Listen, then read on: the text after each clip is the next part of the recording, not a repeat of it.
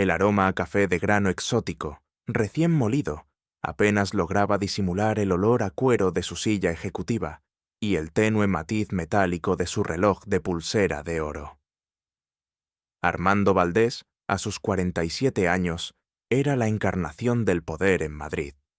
Desde el ventanal de su oficina en el piso 70 del rascacielos más alto de la capital, la ciudad se extendía a sus pies como un tablero de ajedrez, un campo de juego que él había dominado con una mente fría y una ambición implacable.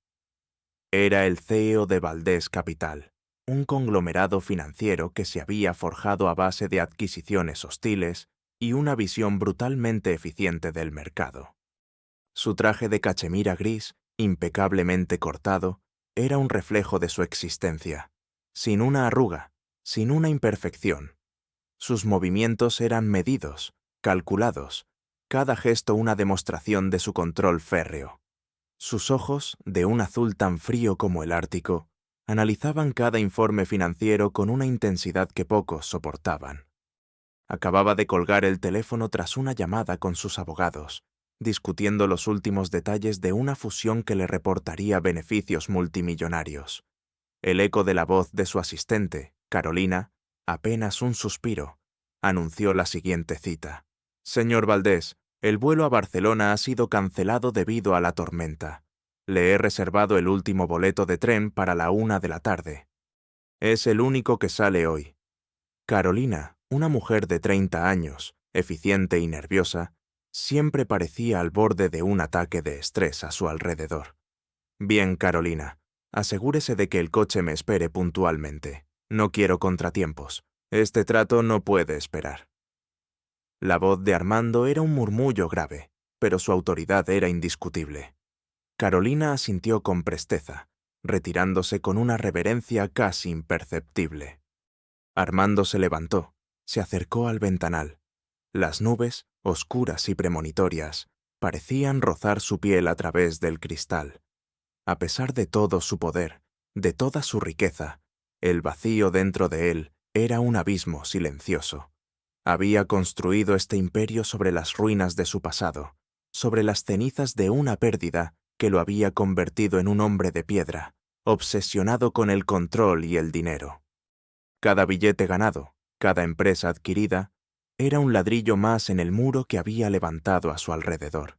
El amor, la compasión, eran debilidades que no podía permitirse. No después de lo que había pasado. La soledad era un precio justo, si significaba evitar el dolor. Recordaba el día en que lo perdió todo, la impotencia, el frío de la carencia. No volvería a ser vulnerable jamás. Mientras tanto, en un modesto apartamento en el barrio de Lavapiés, la luz tenue de la mañana apenas lograba disipar la humedad que se colaba por las viejas ventanas. Isabel Núñez, a sus 28 años, se afanaba en la pequeña cocina. Llevaba una chaqueta de punto deshilachada y unos pantalones vaqueros gastados, pero impecablemente limpios. Su rostro, enmarcado por unos rizos castaños rebeldes, estaba surcado por profundas ojeras que delataban noches de insomnio, pero sus ojos, de un verde intenso, aún albergaban una chispa de esperanza y una infinita bondad. El aroma a café barato se mezclaba con el de un incienso de lavanda, un intento de purificar el aire de la tristeza que a veces invadía el pequeño espacio. Su madre, Carmen, de 60 años, tosía débilmente desde la habitación contigua. Su salud era frágil, y el pequeño centro médico de su pueblo natal, un lugar recóndito en Galicia, era el único lugar donde podía recibir el tratamiento adecuado para su enfermedad respiratoria crónica. «Isabel, hija, ¿estás segura de que debes ir?» La voz de Carmen era un susurro. «No quiero que te arriesgues por mí». Isabel se acercó a la puerta del dormitorio de su madre, su corazón apretado. «Claro que sí, mamá. Es tu última oportunidad para la consulta con la especialista. Ya lo he hablado con el médico, y este tren es el único que me lleva directamente y a tiempo». Su voz, aunque suave, transmitía una determinación inquebrantable. Carmen era lo único que le quedaba, su faro en la oscuridad. Isabel había trabajado duro durante años, en empleos precarios, para ahorrar cada céntimo. Este viaje, este boleto de tren, era la culminación de meses de esfuerzo y sacrificio. Para ella, el dinero no era un medio para el lujo, sino una herramienta para la supervivencia, para el amor. El taxi de Armando se detuvo frente a la imponente estación de Atocha. El olor a diésel, a metal y a sudor de la multitud invadió el aire. El sonido del ir y venir de trenes, el bullicio de los viajeros, la cacofonía de los anuncios por megafonía. A pesar de su experiencia, Armando sentía una ligera irritación por el retraso y por tener que mezclarse con la masa. Bajó del vehículo, su maletín de cuero italiano en una mano, su mirada altiva. Se dirigió al mostrador de boletos de primera clase, donde su asistente, Carolina, ya lo esperaba, con el rostro pálido y sudoroso. «Señor Valdés, lo lamento, pero solo queda un boleto para el tren de la 1, y es de última clase. Ha habido un problema con el sistema, y los boletos de primera clase se agotaron más rápido de lo esperado». Armando frunció el ceño, el desprecio asomando en sus ojos. «¿Última clase? ¿Para mí?» Su voz era un gruñido. «No importa, cómprelo. No puedo perder este trato». Carolina asintió, visiblemente aliviada, y se apresuró a completar la transacción. El último boleto, el tic-tac del reloj en la pared de la estación, que marcaba las 12:55, parecía acelerarse. Mientras tanto, Isabel, con su pequeña maleta de tela desgastada y una bolsa de tela con provisiones para el viaje, corría desesperadamente por los pasillos de la estación. El autobús que la había dejado cerca había tenido un retraso inesperado. El sudor le perlaba la frente, el aliento le faltaba. El sonido de sus zapatillas baratas sobre el pulido suelo de la estación era un eco de su propia ansiedad. Tenía que llegar. Tenía que conseguir ese boleto. Su madre dependía de ello. El reloj de la estación marcó las 12:58. Solo 2 minutos. El aroma a café quemado y a sudor ajeno se mezclaba en el aire. Sus manos temblaban al asirse a la correa de su maleta, dentro de la cual llevaba un pequeño pañuelo de seda bordado por su abuela, un amuleto de buena suerte y esperanza. Armando, con el boleto en su mano, se dirigió tranquilamente hacia el andén número 7. El tren ya estaba allí, imponente, sus vagones de acero brillando bajo la luz pálida. El silbato de salida resonó, un sonido estridente que indicaba los últimos segundos. Justo cuando estaba a punto de subir, una figura apareció corriendo, casi chocando con él. Era Isabel, jadeante, con los ojos llenos de pánico. Su rostro, cubierto de sudor, se veía demacrado. El pañuelo de seda asomaba de su bolsillo. «Por favor, el boleto. Necesito ese boleto», Isabel gritó, con la voz quebrada por el esfuerzo, sus ojos verdes clavados en el boleto en la mano de Armando. «Mi madre. Es urgente». Armando la miró de arriba abajo, su expresión una mezcla de irritación y desprecio. La joven estaba desaliñada, sus ropas gastadas, sus ojos suplicantes, un reflejo de todo lo que él había dejado atrás, de todo lo que despreciaba. La vio como una molestia, una insignificante hormiga en su camino. Su mente, habituada a la fría lógica de los negocios, no veía más allá de la conveniencia. Una sonrisa cruel se dibujó en sus labios. El contraste entre su reloj de oro macizo y las manos rojas y temblorosas de Isabel era una declaración. «Lo lamento, señorita», dijo Armando, su voz gélida, con un tono de falsa compasión, mientras mostraba el boleto en su mano. «Parece que llegó tarde. Este es el último, y el tren no espera por nadie». Armando sintió una punzada de poder, una fría satisfacción al ver la desesperación en los ojos de Isabel. Era el recordatorio de su propio ascenso, de que su dinero le permitía tenerlo todo, incluso el último boleto. El silbato del tren resonó con fuerza, un sonido final y definitivo. Las puertas comenzaron a cerrarse lentamente, con un silbido metálico. Isabel se quedó de pie en el andén, inmóvil, el rostro contraído por la desesperación, sus ojos verdes fijos en la figura de Armando, que subía al tren sin mirar atrás. Las lágrimas rodaron por sus mejillas, mezclándose con el sudor. El olor a metal quemado del tren, el sonido de las ruedas al empezar a moverse, el viento que agitaba su cabello. Su pañuelo de seda, ahora inútil, se apretó en su mano. El tren se alejó, llevándose consigo la última esperanza de Isabel. Armando se acomodó en su asiento, mirando por la ventana a la figura de Isabel, que se hacía cada vez más pequeña, consumida por la desesperación en el andén. Una risa fría escapó de sus labios. La victoria, incluso en algo tan trivial, siempre le sabía dulce.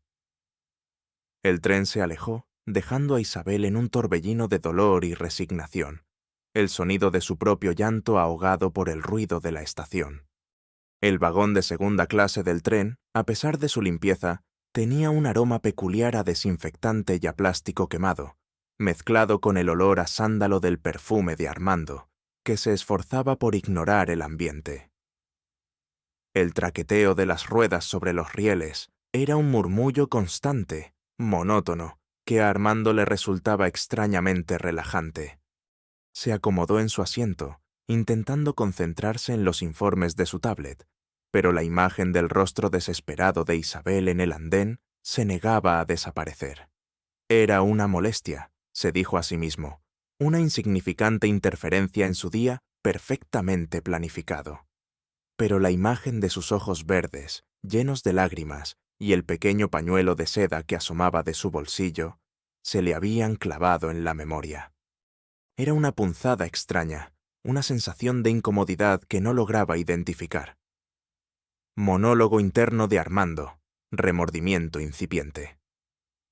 El tren traqueteaba, y con cada giro de las ruedas, el rostro de esa joven, Isabel, volvía a aparecer en su mente. ¿Por qué le afectaba tanto? Él, Armando Valdés, no tenía tiempo para sentimentalismos. Había visto a miles de personas desesperadas en su ascenso, y nunca le había afectado. ¿Era la fatiga? ¿La inminente presión del trato en Barcelona? No.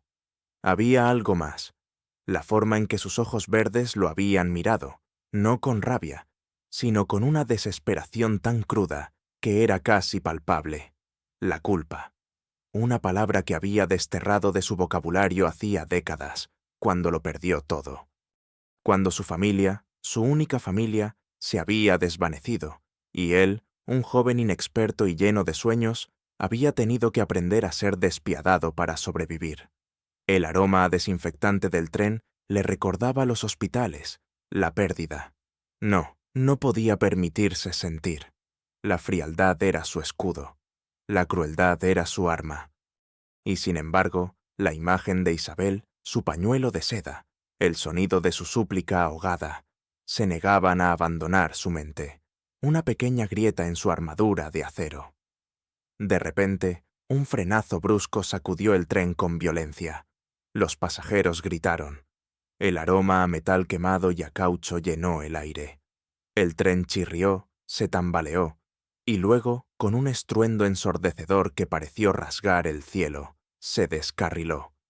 El sonido de los vagones chocando, el crujido de los metales, los gritos aterradores de los pasajeros, todo se mezcló en un horror caótico. El impacto lanzó a Armando contra el asiento de enfrente. El mundo se volvió negro por un instante. Cuando abrió los ojos, un dolor agudo le atravesó el costado. El vagón estaba volcado, la luz tenue filtrándose por las ventanillas rotas. El olor a sangre, a polvo y a metal oxidado era abrumador. Los gemidos de los heridos llenaban el aire. Armando intentó moverse, pero su pierna izquierda estaba atrapada bajo un asiento metálico. El pánico, una emoción que rara vez sentía, se apoderó de él. Los gritos se intensificaron, ahora con el eco de las sirenas a lo lejos. Su mente, siempre tan fría y calculadora, estaba en shock. El mundo que había construido se había derrumbado en un instante. Él, el hombre invencible, estaba atrapado, vulnerable, herido. Mientras tanto, en el andén de Atocha, Isabel se había desplomado, las lágrimas corriéndole por las mejillas. El pañuelo de seda, que su abuela había bordado con un pequeño sol naciente, estaba apretado en su puño. El tren, su última esperanza, se había ido, y con él la posibilidad de que su madre recibiera la atención médica a tiempo. El sonido de las ruedas del tren desvaneciéndose en la distancia era un eco de su propia desesperación. Pero de repente, los altavoces de la estación comenzaron a zumbar con una urgencia inusual. ¡Atención! ¡Atención! Se ha recibido un informe de un grave accidente en la línea Madrid-Barcelona. Se ruega a los pasajeros y familiares que mantengan la calma. Los servicios de emergencia se dirigen al lugar. Isabel sintió que el mundo se le venía encima. No había subido al tren. Se había salvado. Pero, ¿y los demás? ¿Y el hombre que le había negado el boleto, que se había reído de su desgracia? Una mezcla de alivio y una extraña punzada de culpa la invadió.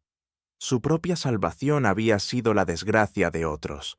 El aroma a café quemado en el andén ahora le sabía a ceniza. La gente a su alrededor comenzó a gritar, a llorar, a buscar información. El andén se convirtió en un caos de miedo y preocupación. La noticia del accidente se extendió como un reguero de pólvora por Madrid. Los canales de noticias transmitían imágenes en vivo del descarrilamiento, los vagones volcados, el humo elevándose hacia el cielo gris. Los reporteros hablaban de víctimas, de heridos graves, de la tragedia.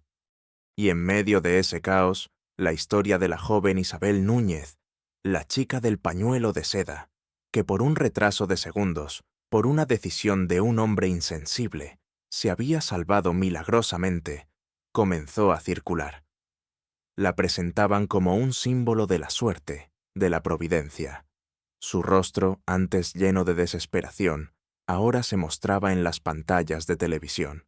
Su pañuelo de seda, el amuleto de su abuela, como un objeto de esperanza. Armando, atrapado en los restos del vagón, escuchaba los gritos de los rescatistas. El dolor en su pierna era insoportable, pero el verdadero dolor era la verdad que se abría paso en su mente. Él, el hombre de hierro, era tan frágil como cualquiera. La vida, que él creía controlar, lo había golpeado con una fuerza brutal. El frío metálico de los restos del tren se mezclaba con el sudor frío de su propia impotencia. El olor a sangre y a combustible era el hedor de su propia mortalidad. La imagen de Isabel, a salvo, se le presentaba una y otra vez, una visión, un reproche mudo. Ella, a salvo. Él, atrapado en el infierno. La ironía era tan cruel que le produjo un nudo en la garganta. La voz de los presentadores de noticias, hablando de la milagrosa Isabel, se colaba por los restos del vagón, hiriéndole más que sus propias heridas. El sonido de las sirenas, cada vez más cerca, era un recordatorio constante de su vulnerabilidad. El Hospital La Paz se había convertido en un hervidero de actividad. El aroma a desinfectante y a dolor era abrumador, mezclándose con el tenue olor a flores marchitas de las visitas. Armando Valdés, el magnate, yacía en una cama, su pierna escayolada, su rostro pálido y demacrado. La contusión en su cabeza le producía un dolor sordo, pero el verdadero tormento era su mente. Las noticias no cesaban de hablar del accidente, y la historia de Isabel Núñez, la superviviente milagrosa, se había convertido en un fenómeno mediático. Su rostro, su voz, su pañuelo de seda aparecían en cada noticiero, en cada reportaje. La veían como un faro de esperanza en medio de la tragedia. Armando no podía escapar.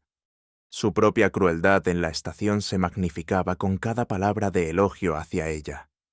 La recuperación física de Armando era lenta, pero la transformación de su alma era aún más difícil.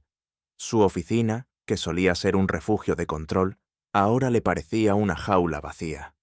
El lujo de su suite hospitalaria se sentía frío, estéril. Los obsequios de sus socios, las llamadas de sus empleados, todo parecía superficial. vacío. La noticia de que su empresa estaba en medio de una crisis de reputación por su ausencia y por los rumores de su posible incapacidad para liderar apenas le afectaba. Su imperio, antes su única razón de ser, ahora le parecía insignificante. Su vida se había reducido a la contemplación de su propia miseria y el recuerdo recurrente de Isabel. Monólogo interno de Armando. Culpa y desesperación. La culpa, esa emoción que había enterrado tan profundamente, ahora se abría paso con una virulencia insoportable, royéndole las entrañas. Se veía a sí mismo, en el andén, riéndose de la desesperación de Isabel. Esa risa, ahora, era un eco hueco en su mente, un sonido que le avergonzaba hasta la médula. Él, Armando Valdés, el hombre que lo tenía todo, se había comportado como un monstruo. La imagen de Isabel, a salvo, mientras él yacía en la cama del hospital, destrozado y solo, era un contraste brutal. ¿Por qué ella se había salvado y él no? ¿Era la justicia divina? ¿Era el universo cobrándole su crueldad? El olor a desinfectante del hospital, el sonido constante de los monitores, el frío de las sábanas, todo contribuía a su tormento. Había construido su vida sobre la premisa de que la crueldad era una necesidad, que la compasión era una debilidad. ¿Y ahora? ¿Dónde lo había llevado eso? A una cama de hospital, solo, con el peso de su conciencia aplastándolo. El dolor en su pierna era soportable, pero el dolor en su alma era insoportable. Quería gritar, quería correr, pero estaba atrapado, inmovilizado por sus propias acciones. La desesperación. Sentía la desesperación, la misma que había visto en los ojos de Isabel en el andén. La ironía era cruel. Estaba en su noche más oscura. El B-plot, la situación de la madre de Isabel, comenzó a desarrollarse con una urgencia desgarradora.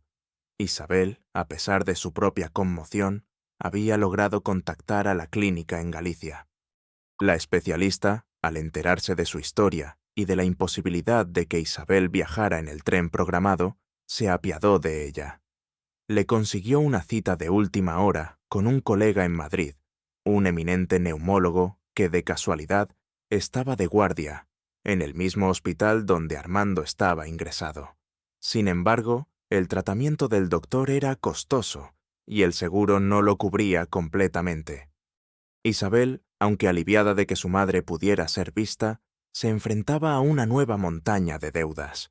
Trabajos ocasionales, préstamos de vecinos, cada céntimo que ganaba iba directamente a las facturas médicas.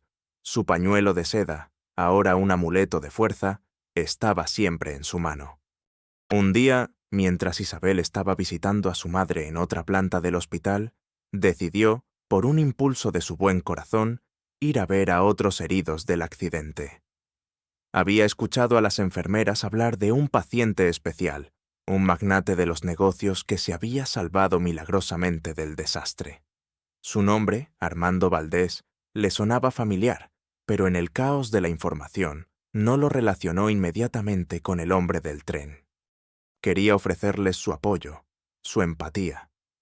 Entró en el ala de cuidados intensivos, el aroma a antiséptico y a angustia. Pasó por la habitación de Armando. Él estaba dormido, su rostro pálido y con una ligera hinchazón, cubierto por las sábanas blancas del hospital. Su figura, antes tan imponente, ahora parecía frágil. Isabel se detuvo un instante en el umbral, su mirada compasiva. No lo reconoció. No con el rostro herido, con la expresión de vulnerabilidad. Solo vio a un hombre que sufría, pero Armando, con el sueño ligero, sintió una presencia. Abrió los ojos y la vio. Isabel, la joven del andén, de pie en el umbral de su habitación, su rostro amable, una luz en la penumbra. Su corazón dio un vuelco. El pánico se apoderó de él. Su boca se secó. Ella no lo había reconocido. Aún. El frío del suelo de la habitación se colaba por sus pies descalzos. La ironía era cruel. La mujer a la que había condenado a la desesperación, ahora era su ángel de la guarda. La confrontación se acercaba, la más dolorosa de su vida. El miedo a ser reconocido, a ser juzgado por ella, lo consumió. La culpa lo asfixiaba. Se sentía atrapado. La verdad, aunque no dicha, ya estaba presente en la habitación, como un tercer personaje silencioso. La tensión en la habitación del hospital era casi insoportable, densa como el aire antes de una tormenta. Armando Valdés yacía en la cama, su cuerpo recuperándose lentamente, pero su alma en plena convulsión. Había visto a Isabel, la joven del andén, en el umbral de su habitación. Ella no lo había reconocido, aún. Esa suerte, momentánea, solo sirvió para prolongar su agonía. El aroma a desinfectante se mezclaba con el hedor de su propio miedo. El sonido de los monitores, el pitido constante, era la banda sonora de su tormento. Él, que siempre había controlado todo, ahora era un espectador pasivo de su propia caída moral. La noticia de la crítica situación de la madre de Isabel, Carmen, y el costo exorbitante de su tratamiento, llegó a los oídos de Armando a través de las enfermeras y los murmullos del hospital. La eminente especialista de Galicia había diagnosticado una enfermedad pulmonar rara que requería un medicamento experimental y una serie de sesiones de terapia que el seguro de Isabel no cubría ni de lejos. El B-plot se había intensificado, y su resolución se entrelazaba directamente con la decisión de Armando. Una vez más, la vida de una persona dependía de su dinero, de su elección. El miedo a ser reconocido, el terror a la confrontación, luchaba contra una creciente necesidad de redención. Una tarde, mientras la luz del sol se colaba por la ventana del hospital, tiñendo la habitación de un naranja melancólico, Isabel entró en la habitación de Armando. Esta vez se acercó a su cama. Había escuchado su nombre de una enfermera, Armando Valdés, y un vago recuerdo de la estación, de un hombre rico y arrogante, comenzó a formarse en su mente, aunque aún difuso por el trauma. Quería agradecerle su suerte indirecta, la suerte de no haber subido al tren, de haber podido llevar a su madre al hospital. El pañuelo de seda, el amuleto de su abuela, lo llevaba apretado en su mano. «Señor Valdés», dijo Isabel, su voz suave, con una mezcla de gratitud y una punzada de tristeza. «Mi nombre es Isabel Núñez. Yo fui la joven que intentó comprar el último boleto de tren, el día del accidente. Quería agradecerle. Si no fuera por usted, por haberlo comprado, yo también estaría en ese tren. Y mi madre no habría podido llegar a tiempo para el tratamiento. Ella está muy enferma». Sus ojos verdes, cansados pero sinceros, se fijaron en los de Armando. El aire en la habitación se hizo pesado, casi irrespirable. El aroma a desinfectante se mezclaba con el de las lágrimas contenidas de Isabel. Armando la miró, el corazón latiéndole desbocado. La vio, en su inocencia, agradeciéndole. La ironía era tan cruel que le produjo un nudo en la garganta. La mentira, su propia identidad, su cobardía, se alzaban como un muro entre ellos. El silencio se estiró, volviéndose una eternidad. Podía mentir, podía seguir escondiéndose tras su nueva fachada, pero la imagen de su propio rostro, burlándose de ella en el andén, se le presentó con una claridad desgarradora. Sentía el frío de la escayola de su pierna, el peso de su vergüenza. El pitido del monitor de sus constantes vitales parecía amplificarse. Monólogo interno de Armando, la verdad insoportable. El corazón le martilleaba las costillas, un tambor de terror y vergüenza. La verdad. La verdad era un arma de doble filo. Podía seguir con la mentira, con la fachada de Armando Valdés, el magnate frío e inquebrantable. Podría incluso ofrecerle dinero, compensarla de alguna manera, y seguir con su vida. Pero la mirada de Isabel, su gratitud sincera, era un puñal que se le clavaba en el alma. Ella le agradecía, a él, al hombre que se había burlado de su desesperación, El hedor a desinfectante de hospital le producía náuseas, mezclado con el sabor amargo de la bilis en su boca. La cobardía. La cobardía de no enfrentar su propio reflejo, su propia bajeza. La pierna escayolada le quemaba, un recordatorio constante de su fragilidad. ¿Era esta la penitencia que merecía? ¿Vivir para siempre con el peso de esa culpa? No, ya no más. La máscara de Armando Valdés se le había vuelto pesada, asfixiante. Tenía que decir la verdad. Tenía que enfrentar las consecuencias, por dolorosas que fueran. La redención no se compraba con dinero, se ganaba con honestidad. El pañuelo de seda de Isabel, tan simple, tan puro, era un símbolo de la bondad que él había perdido hacía mucho tiempo. Era el momento. No había vuelta atrás. Armando tomó una respiración profunda, su voz apenas un susurro. Isabel, tengo que decirle la verdad. El sudor frío perlaba su frente. Yo no soy solo Armando Valdés. La sala de cuidados intensivos estaba en un silencio absoluto, solo roto por el suave zumbido de los monitores. Isabel se inclinó ligeramente, sus ojos verdes fijos en el rostro pálido y sudoroso de Armando. El aire se volvió pesado, cargado con la tensión de la confesión inminente. El aroma a desinfectante se sentía más fuerte, casi asfixiante. Isabel, comenzó Armando, su voz baja y ronca, cada palabra un esfuerzo, una tortura. Sus manos, que antes sostenían imperios, ahora temblaban sobre las sábanas blancas del hospital. Yo soy el hombre que compró el último boleto de tren, el hombre que se rió de usted en el andén, el que la vio suplicar y se deleitó con su desesperación. Las palabras salieron de él como una cascada, arrastrando años de culpa y arrepentimiento. Fui un monstruo, Isabel. Fui cruel. Y usted se salvó por mi crueldad.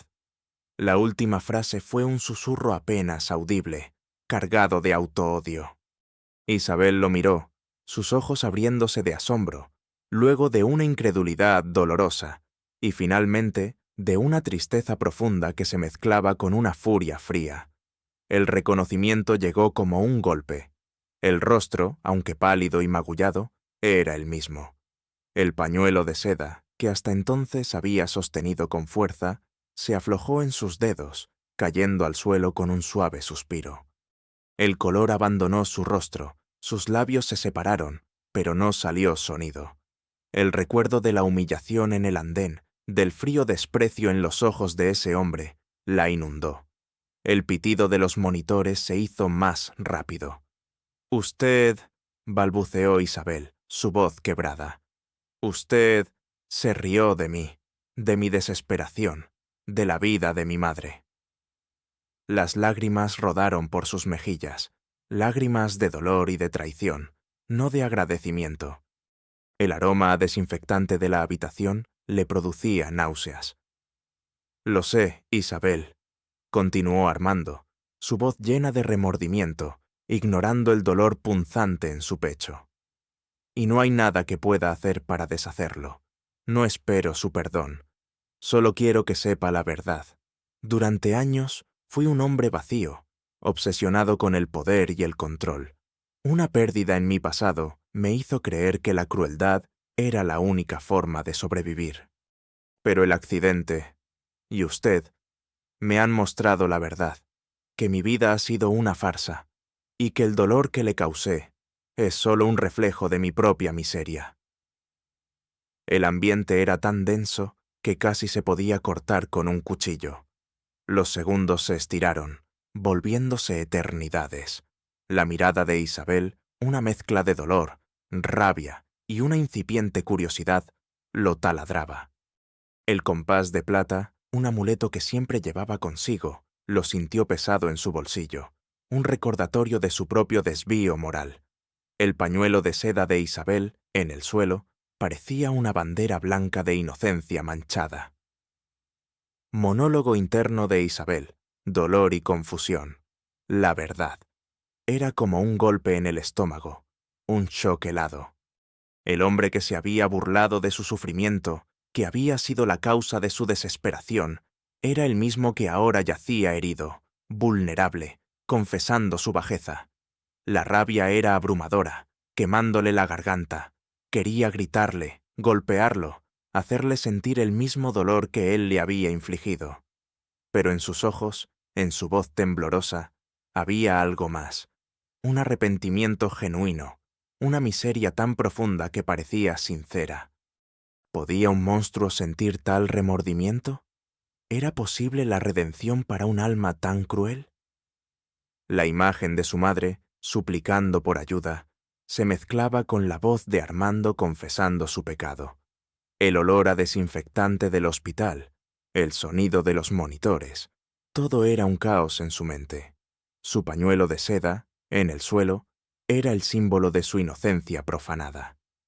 ¿Qué hacer con esta verdad? ¿Cómo procesar esta confesión? Su corazón, aunque herido, no podía ignorar la fragilidad de su tormento. La confusión era abrumadora. ¿Era un acto de manipulación o el grito desesperado de un alma perdida? «Sé que no hay dinero que pague el daño que le causé», continuó Armando, su voz subiendo de volumen, con una nueva determinación. «Pero quiero intentarlo. Quiero ayudar a su madre, Isabel. Cubriré todos los gastos, la mejor atención, todo lo que necesite. Y no solo eso. Quiero usar mis recursos, mi empresa, para compensar a todas las víctimas del accidente. Para hacer algo bueno, algo que tenga sentido». Los ojos de Armando, aunque cansados, reflejaban una desesperación y una honestidad que Isabel nunca había esperado ver en él.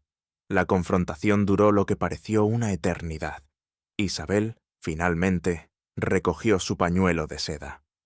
Sus ojos aún reflejaban dolor, pero también una nueva chispa, la chispa de la duda, de la comprensión. La magnitud de su confesión, la vulnerabilidad que mostraba, desarmó la furia de Isabel. No era el perdón, no todavía, pero era el primer paso. El pañuelo de seda, ahora en sus manos, ya no era un símbolo de desesperación, sino de una nueva y compleja conexión. La verdad había sido revelada. Y el camino hacia la redención, aunque largo y tortuoso, acababa de comenzar. La confesión de Armando Valdés, publicada inicialmente por él mismo en un comunicado de prensa, desde su cama de hospital, sacudió los cimientos de su imperio y de la sociedad. «El magnate cruel que se ríe de la desgracia», titulaban algunos periódicos. Otros, con el tiempo, empezaron a hablar de «la sorprendente redención de Armando Valdés». La historia, contada con brutal honestidad, conmovió a muchos. Armando no ocultó nada de su crueldad en el andén, ni de la arrogancia que lo había consumido durante años. Asumió la responsabilidad total por sus acciones y, más importante aún, por sus errores del pasado, los que habían moldeado su personalidad despiadada. Las consecuencias iniciales fueron severas. El valor de las acciones de Valdés Capital se desplomó temporalmente. Sus socios más conservadores se alejaron. La prensa sensacionalista se deleitó con cada detalle. Sin embargo, Armando no se inmutó. En lugar de esconderse, usó su fortuna y su influencia para un propósito diferente. Estableció una fundación para las víctimas del accidente, asegurándose de que recibieran la mejor atención médica y compensación. Él mismo visitaba a los heridos, hablaba con las familias, no como el magnate distante, sino como un hombre arrepentido, vulnerable. Su rostro, antes tan inexpresivo, ahora reflejaba una gama de emociones que nunca antes había permitido. La madre de Isabel, Carmen, recibió el mejor tratamiento posible, financiado por Armando. El medicamento experimental y las terapias avanzadas lograron estabilizar su condición, y su recuperación, aunque lenta, fue notable. Isabel, al principio cautelosa, comenzó a pasar más tiempo con Armando, no solo en el hospital, sino después, cuando él se recuperó y regresó a su hogar. No había olvidado la humillación, la rabia, pero la veía transformarse. Vio su remordimiento genuino, su esfuerzo incansable por enmendar sus errores. El aroma a hospital fue reemplazado por el de la esperanza.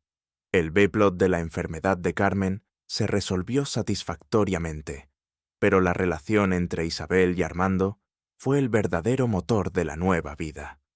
No fue un romance instantáneo, sino una amistad profunda, forjada en la verdad y el arrepentimiento. Isabel, con su corazón puro, se convirtió en una especie de brújula moral para Armando.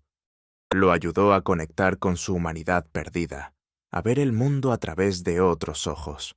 El pañuelo de seda de Isabel, que una vez fue un símbolo de su desesperación, se convirtió en un amuleto de esperanza y de una conexión inquebrantable.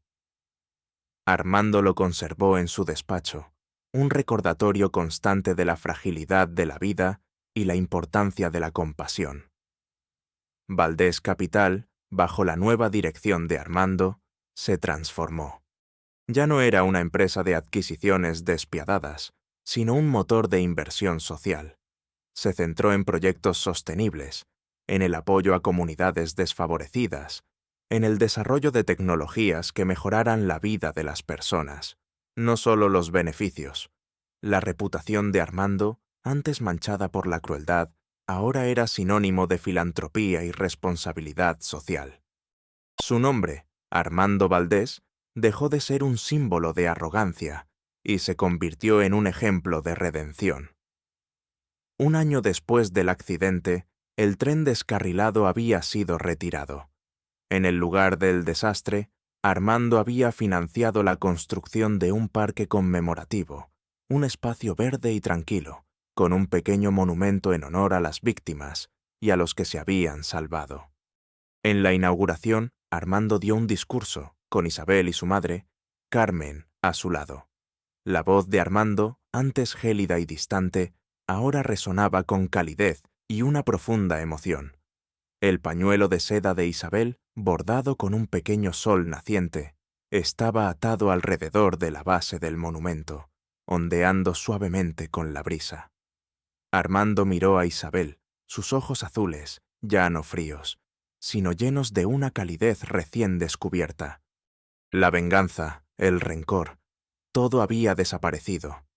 Había encontrado la paz, no en la riqueza o el poder, sino en la conexión humana, en la capacidad de amar y de sanar. El aroma a césped recién cortado y a flores silvestres llenaba el aire, un contraste vibrante con el olor a metal quemado del pasado. La historia de Armando Valdés e Isabel Núñez se convirtió en una leyenda en Madrid, un relato susurrado en los cafés y las calles. Fue la historia del magnate que compró el último boleto de tren, riéndose de la joven, solo para que el destino le diera una lección brutal y transformadora.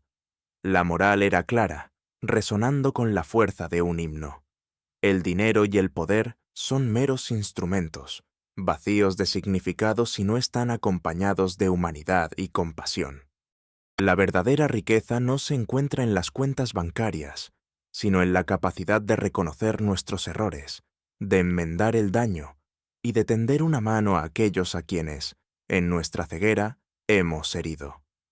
La vida es frágil, impredecible, y cada encuentro, cada elección, puede ser un punto de inflexión. El pañuelo de seda de Isabel y el compás de plata de Armando, símbolos de dos vidas que se cruzaron trágicamente y luego se unieron en un camino de redención, eran la prueba viviente de que, incluso de la crueldad más profunda, puede nacer la más pura de las esperanzas, y que la humanidad, al final, siempre encuentra su camino de regreso a casa.